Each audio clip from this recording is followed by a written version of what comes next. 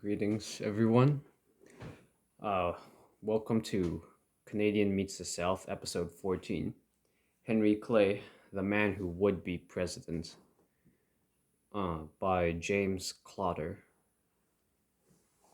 Um, I know it's another one focused on Henry Clay, but uh, I'll tell you what I I read, and it was mostly focused on his presidential campaigns, not just the ones in which he was on the ticket for the general election. So that would be 1824, 1832, and 1844, but also his failed attempts at getting the nomination in 1840 and 1848.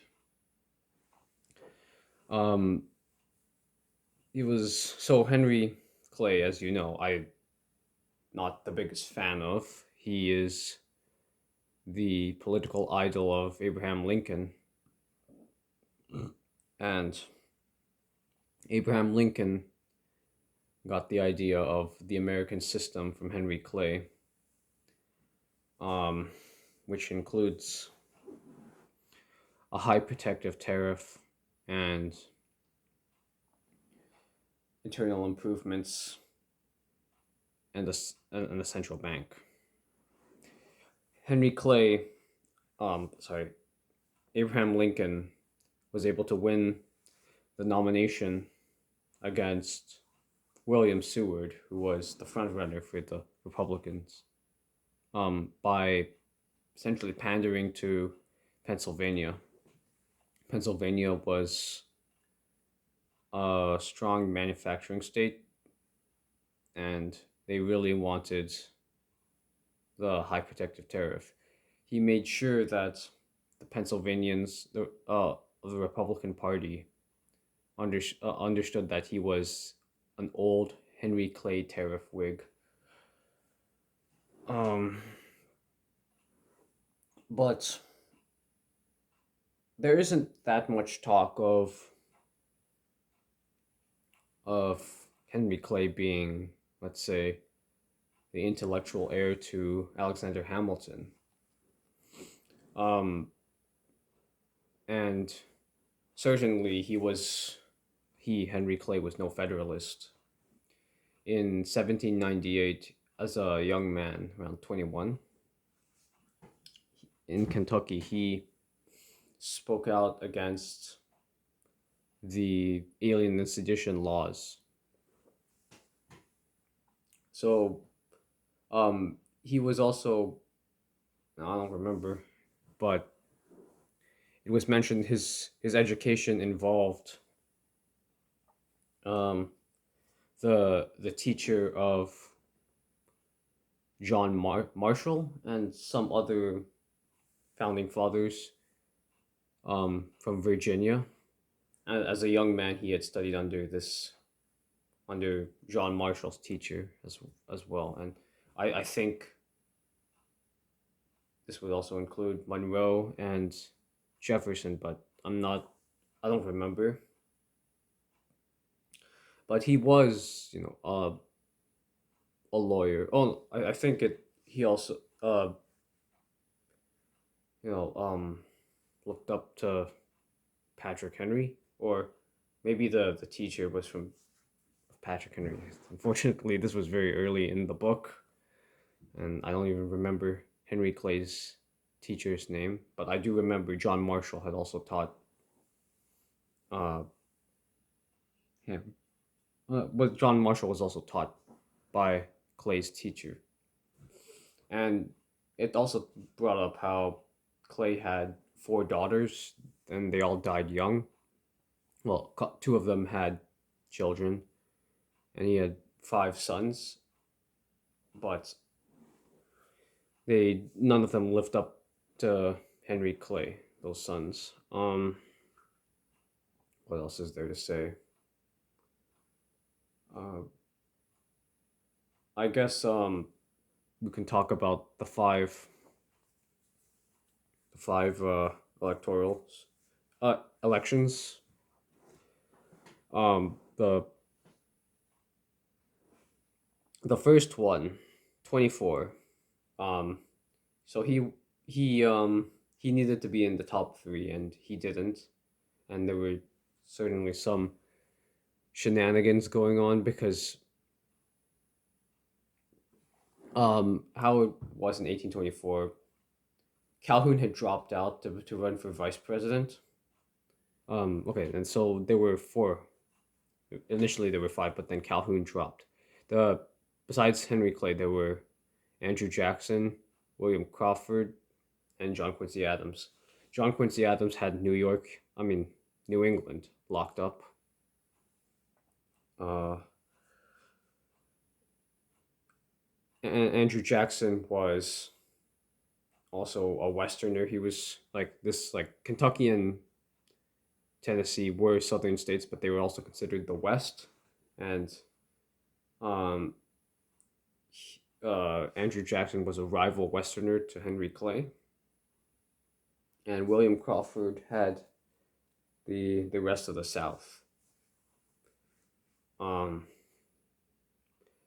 so New York was considered a swing vote, and I guess Pennsylvania, but Clay was not able to get to be the top three, and he became Speaker of the House.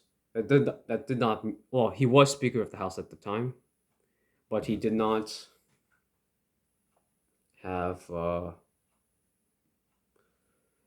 He did not guarantee that he had the. It was not guaranteed that he had the power to sway people in the House to vote for his preferred candidate. Um, and what was interesting was his exchange with James Buchanan. Because I believe Buchanan could say got it wrong. I don't remember everything, but Buchanan had asked Clay if, well, if Henry Clay would take Secretary of State if he supported Andrew Jackson, but Clay declined, and uh, Andrew Jackson didn't understand Buchanan when he relayed this message. Uh, he thought that Clay had asked for Secretary of State, not Buchanan, when Buchanan told Jackson. But he got confused, and the the book by Clotter makes a case that there was no corrupt bargain. Um, it was only after, with John Quincy Adams, it was only after Adams had won that he offered Secretary of State to Henry Clay. Why was Secretary of State so important? Because it was considered the stepping stone to the presidency. Jefferson, Madison, and Monroe were all secretaries of state before eventually becoming president. Although Jefferson was first vice president before becoming president. And so Henry Clay accepting becoming John Quincy Adams Secretary of State was considered the corrupt bargain, and it would haunt him for the rest of the times that he would try to become president. Everyone would bring up the corrupt bargain charge, even though it wasn't that way. No, it was his biggest mistake to assume the Secretary of State because, well, looking back at it, the position, back at it, well, not only did he lose his speakership, but he also had lost he credibility with some people. There were just some people who couldn't vote for him because of the corrupt bargain. Um, or the alleged corrupt bargain. Some of his advisors told him not to accept it, and others did tell him to accept the position of Secretary of State. And looking back at it, it was a mistake. He should have stayed as Speaker of the House and controlled and maybe one day his other presidential attempts would have been better. But um, I also learned that like as Speaker of the House in I think 1818 or 1819, that was when he coined the term American system. But I don't know, he wasn't which was, similar to Alexander Hamilton's American school, uh, which is in contrast to the British school, which of economics, which believed in laissez-faire, free trade. Uh, what else can I say? Then move Henry. So the corrupt bargain is part of how Henry Clay, how um, John Quincy Adams loses 1828 under as the running under the banner of the National Republicans, and then same thing with 1832. Henry Clay loses that, and part of the reason why is in 1832 was William Wirt, who was uh, the Attorney General under James Monroe and John Quincy Adams. He ran as the anti-Masonic candidate, and he certainly took votes from Clay, as Andrew Jackson was a Mason. One thing to say about Andrew Jackson was that um, he embodied the idea of a military chieftain, a dictator in Clay's eyes, and yeah, they were the Clay's party named the Whigs were called the Whigs in opposition to Andrew Jackson's Tories. If you understand, if you know like the history in England, the Whigs and the Tories during um, the 17th century were the two main factions in the English Parliament during um, during the time of the English Bill of Rights and the Revolution of 1688 to 1689. The Tories were loyal to the king, and the Whigs were against the king's abuse of power and were in favor of decentralizing power to the parliament, more power to the parliament, and therefore to the people.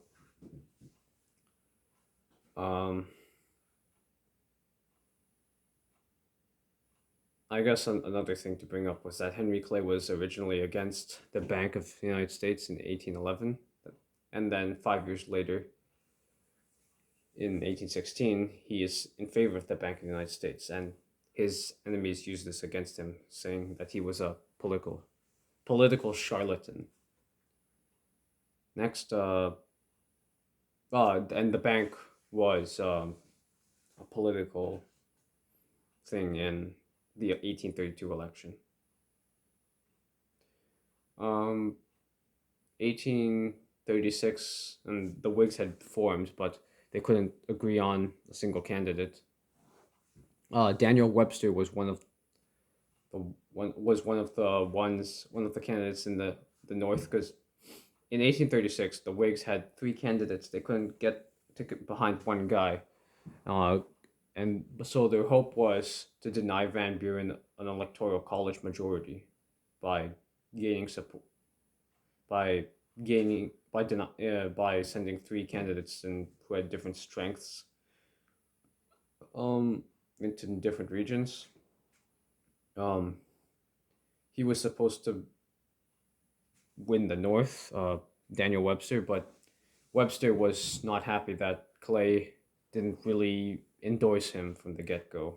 In fact, was Clay was kind of more sympathetic to William Henry Harrison, and I forgot the Southerner who was in it. I mean, Harrison was born in Virginia, but and his father was a governor in Virginia, but it wasn't.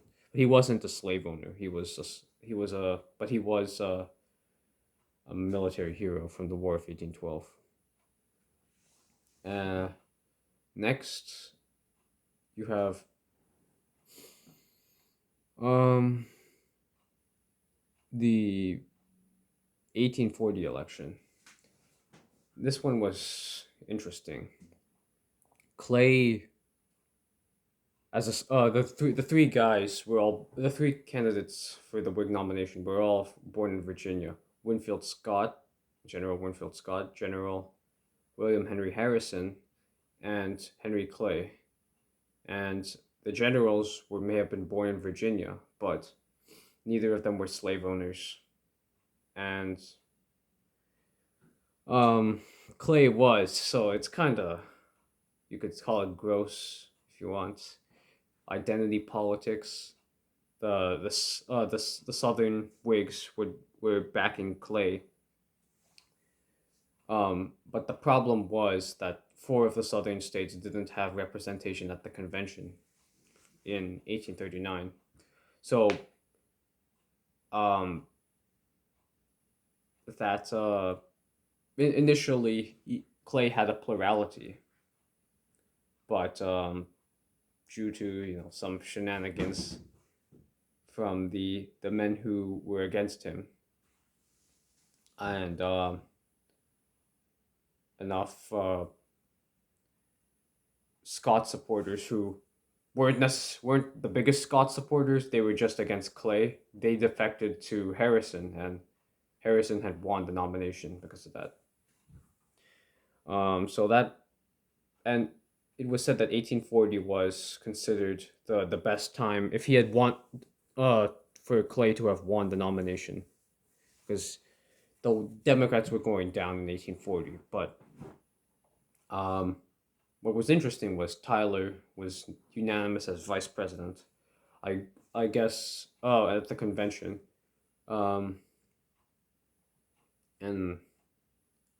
very funnily enough, when he becomes president, a few months, he would be read out of the Whig Party a few months after he becomes president for supposedly violating Whig principles, even though they didn't have a platform in 1840, or in 1836 for that matter.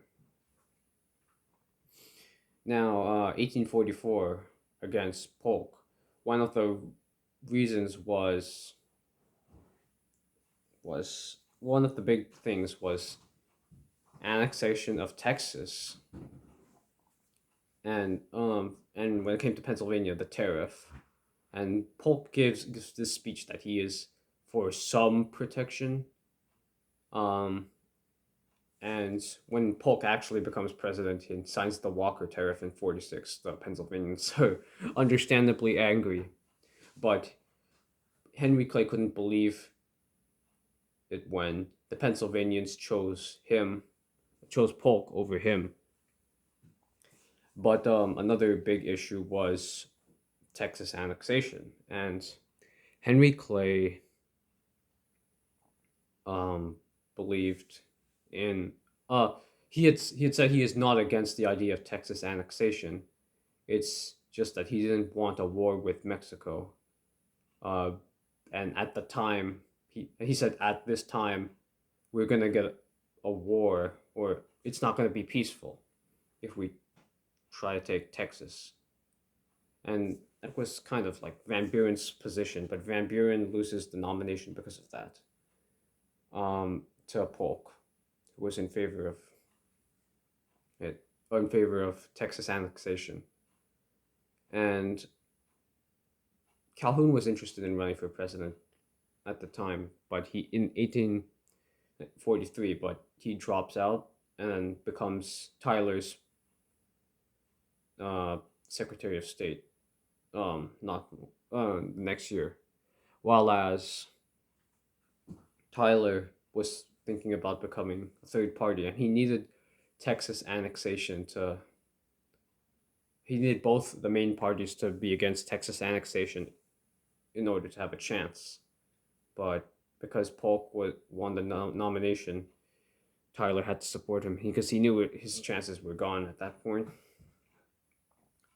Um, Texas annexation, like it became about expanding slavery to a lot of people, about getting another slave state into the Union. And Polk, even though Polk was a slave owner just like Clay, it would seem that Polk was more pro slavery, even though Polk wanted Oregon um also to join the Union, which would definitely not have slaves. Um Polk was certainly not the biggest slave slavery champion, like you could say, compared to Calhoun. I remember when I was listening to Cal John C. Calhoun, American Portrait by Margaret Mead. Polk had said to Calhoun that I am the president of the United States, not of the South. And deep down, Polk really hated Calhoun for Calhoun would do anything like to become president, including separate into another confederacy. But another reason why Polk wins in 1844 was the rise of the Liberty Party, which was an anti-slavery party, and they took more votes from Clay than they did the Democrats. And it's funny because Clay was part of a common theme in Clay losing these elections was at least his his views on his moderate supposed views on slavery. He couldn't satisfy the hard um the hardcore ultras who wanted who were states' rights, who all were also of course in favor of states' rights, most of them. Hardcore slavery supporters, as well as the abolitionists. The abolitionists really hated him, including William Lloyd Garrison, who was the editor of the Liberator newspaper. Um, Constant attacks by him, and also the idea of colonization. Henry Clay was president of the American Colonization uh, Society, and which John Thomas Jefferson and Abraham Lincoln were also in favor of colonization. If you don't know what colonization is, it is the idea that to send blacks the to Africa, um, and some were sent like to Liberia, which was until a few decades ago was considered a really good place by West African standards. Um, and there was a civil war there, and it was due to the fact that the former slaves from America would enslave the native population there, and for generations until it culminated into a military civil war. But Liberia was considered a really good place up until recently. It actually had slavery until in the 20th century. Um, I remember Brian McClanahan in the previous Abbeville Institute podcast explaining this. But what else is there? His views on colonization, his moderate views. once slavery helped defeat him certainly in 1844. And then in 1848, he his one of his biggest supporters, John J. Crittenden, um, supports Zachary Taylor for Whig presidential candidate, and I first and he and Crittenden had done this before Clay had declared himself a candidate for the Whig presidential nomination. Crittenden was like a loyal supporter of Clay's. He's, I think, 20 years younger than Clay. And yeah, he's also from Kentucky. And I mean, I guess Crittenden's famous for the Crittenden Compromise, which was, after Lincoln was dead. No, sorry, not Lincoln. Um, Henry Clay was dead. The Crittenden Compromise, which was, worked out in after Lincoln was elected, would extend the Missouri Compromise line to the Pacific so that the slaves would there would be slavery below the line, while as no slavery in the north of that line in the territories. And this probably would have prevented the southern states, besides South Carolina, from seceding. But Lincoln was not the compromiser that Crittenden was, and certainly not Clay. Clay was known as a compromiser, a guy who would try to get to be in the middle. Well, I mean, he wanted to keep the Union together to advance his economic agenda. But Taylor was who Crittenden supported, was everything that Clay despised, like a military chieftain who wasn't even a good Whig. And it was basically the same scenario in the 48 convention. Well, Webster was also participating, but he had destroyed his chances when he decided to stay in John Tyler's cabinet while everyone else in the cabinet resigned after Tyler had vetoed the bank twice, the charter of a new national bank twice.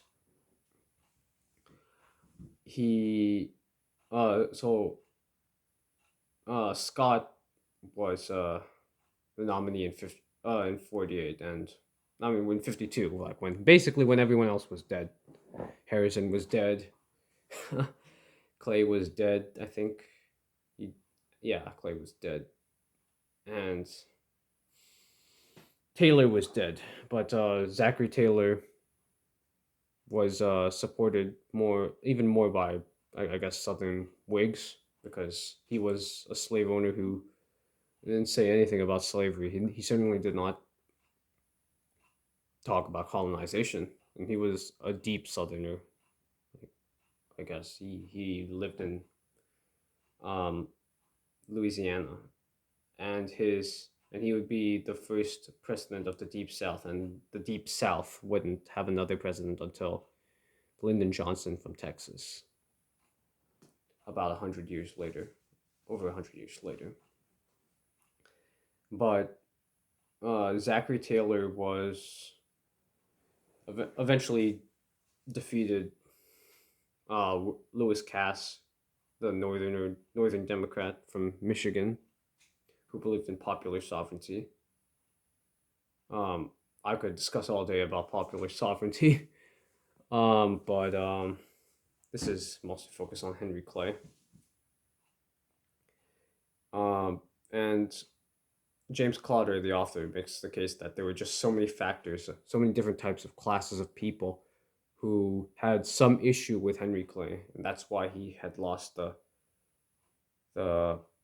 presidency all 5 times, or at least 3 times, and then 2 times the nomination of his party.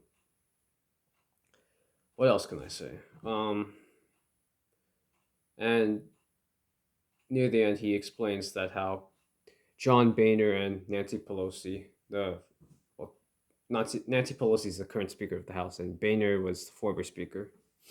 They both looked up to Clay, and certainly both of them, you could say, don't are share some of his centralizing views on when it comes to the federal government. And Clay was a former Speaker of the House. Mitch McConnell, who's from Kentucky and is the leader of the Republicans in the Senate, also looks up to Clay as someone who can get things done in the Senate because he was a compromiser. But on converse, Rand Paul, who I really like, doesn't and who holds Clay's seat in the Senate, said he doesn't like Clay, and because of his compromise, he will not stand up for something. Or he made a speech when he became senator of what his views were. And I really like Rand Paul, and he's you can say he has libertarian views. He especially on foreign policy, which is really good. And he's Ron Paul's son.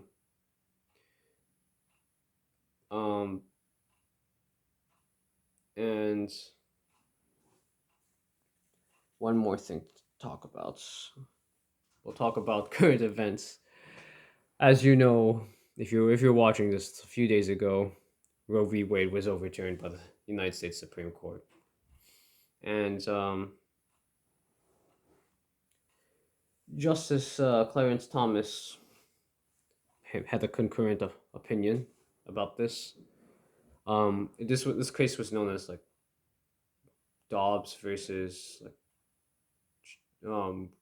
Jackson's Women's Health Organization or something, and it overturned. Well, Clarence Chief Justice John Roberts sided with the majority on this case, but when it came to overturning Roe v. Wade, he didn't side with them. And Clarence Thomas gave a concurrent opinion about this, how it didn't go far enough. He is against, or I might be getting this wrong. Because there's also another couple of cases involving Second and First Amendment, like with regards to New York City and like guns, and South Carolina football coach being able to pray. And the latest episode of the Brian McClanahan show talked about this is all due to incorporation in the 14th Amendment. Because when it comes to abortion, they're using substantive due process. And it's good that Thomas is against this, but he doesn't go far enough because he is still favoring incorporation by the 14th Amendment. Now, to be fair, substantive due process was even before this. It was during Dred Scott, which is before the 14th Amendment. I watched his Clarence Thomas's speech on Lincoln at Washington and Lee University about condemning Dred Scott and substantive due process. But unfortunately, Thomas is a follower of Lincoln. Thomas is a Straussian conservative. He certainly has a nationalist bent, even though he's considered the most conservative on the court. And he's saying that he was saying that Dred Scott as well as the Kansas-Nebraska Act were acting together, even though Dred Scott refutes Kansas-Nebraska, because Kansas-Nebraska enshrines popular sovereignty, which is that the people of the territories can decide on their own whether or not to allow slavery. While as Dred Scott said, no, only the states can do this. The territories and Congress cannot decide whether the territories can be, no, whether or not slavery is allowed. And Dred Scott used this idea of substantive due process, which it's really, I can't say I fully understand it, but this is what this idea of substantive due process of creating rights, which is and then using these rights to enforce Fifth Amendment property or life, liberty, and property without due process. So this whole people are saying substantive due process, which is supposedly different from procedural due process. I'm not really a lawyer. It's really hard to understand. I'm sorry, but problem is Thomas. It's good that he's against substantive due process, but it's bad that he is in favor of incorporating the 14th Amendment. His wiggle room is that First and Second Amendment actually are in the Constitution, so that's why he's in favor of incorporating those rights, like the right for freedom of religion in the football case and the right to bear arms in the New York case. So problem is the conservatives are too embracive of the centralization of the 14th Amendment. Like Thomas is at least, it's good that he's against substantive due process, which is also 14th Amendment. But and goes before the idea came before the 14th Amendment with Dred Scott. But he still needs to be, it's not good that um the conservatives are embracing incorporation because this is a centralizing doctrine, and if you live by incorporation, you die by incorporation. I understand Thomas says, okay, but these rights are actually in the Constitution. This right to bear arms, right to religious freedom. But that's not how the Bill of Rights was ratified. Incorporation was explicitly rejected by the Congress. Madison wanted it in the Bill of Rights, but it was expressly rejected. And um, and if you look at the slaughterhouse cases, which were passed not long after, not which were done like held not long after the ratification of the 14th Amendment, it's clear that they that the 14th Amendment does not um, incorporate the Bill of Rights against the states. The idea of incorporation becomes prominent later on in when Hugo Black becomes is on the Supreme Court. And yeah, the 14th Amendment. Obviously, there are other problems with the 14th Amendment.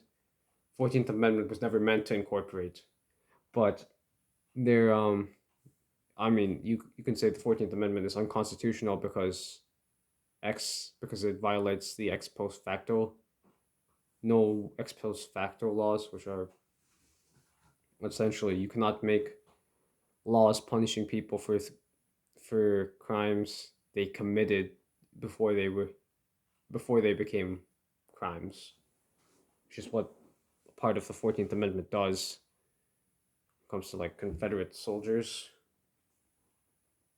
And it was and Ohio and Oregon rescinded their ratifications when they learned that the southern states were forced to ratify the 14th Amendment in order to get representation back into the Congress.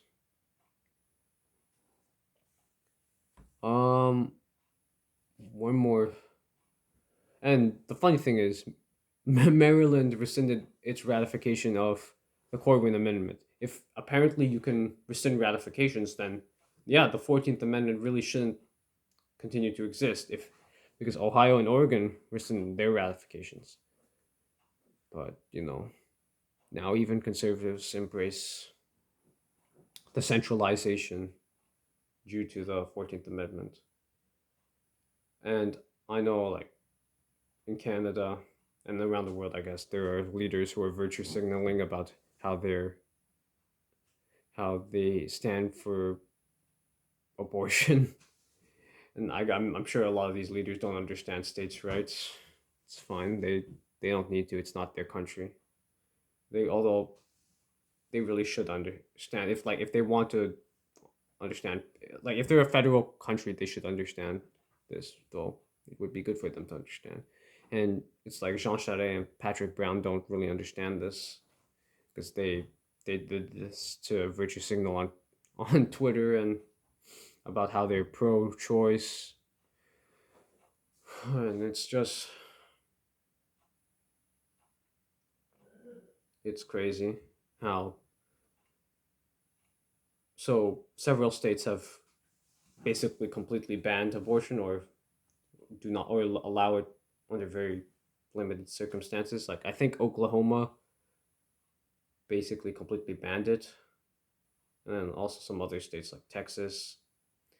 I know one guy on Twitter, Michael Tracy, called out Youngkin from Virginia and DeSantis from Florida for allowing it, like signing bills that allowed it up till 15 weeks when most abortions don't take place past 15. They take place within the 15-week mark. But you know,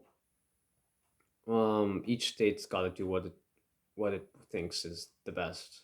This is this is how abortion should be treated, not as a federal. Constitutionally, it's not federal.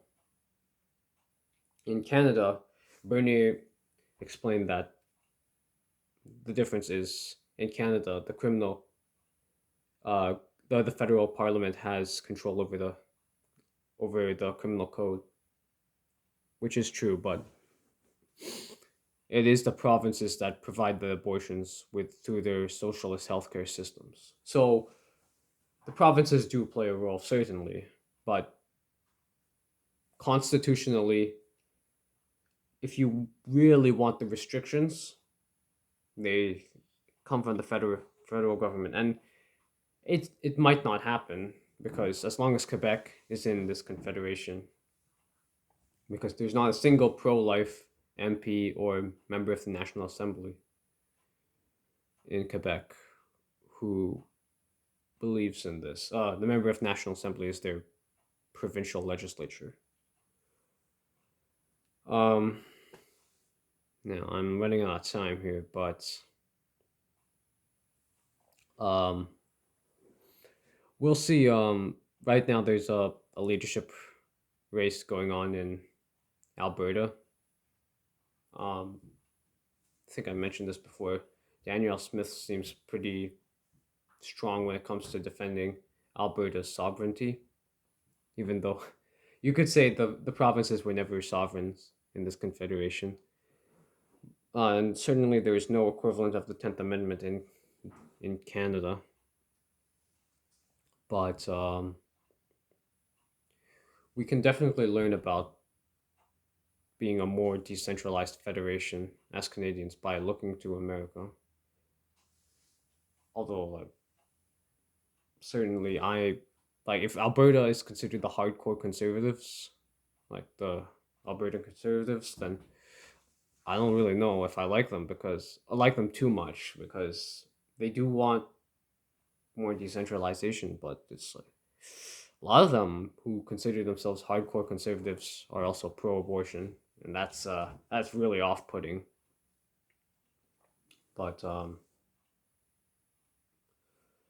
also Texas was like before all of this abortion stuff, Texas was thinking of the Texas GOP in their platform talked about several things, though, including wanting putting secession on the table in 2023, and I think that's amazing. And once they fix their border, and if they secede, I'm sure Texas will be really nice. Oh, but you'd have to probably avoid the dangerous areas, like particularly the big cities like Austin and Dallas. And it's not just the illegal immigrants; it's like all the crime that they bring. And well, it's not just the illegal immigrants, I'm sure, but I'm sure we, if there's a national divorce in the United States, I'm sure that this would be good for this would be really good. But anyways, thank you for listening or watching this on YouTube or listening on Anchor.fm or wherever you get podcasts from. And I'll see you all later. This has been Canadian Meets the South, episode 14. Thanks for watching. Bye.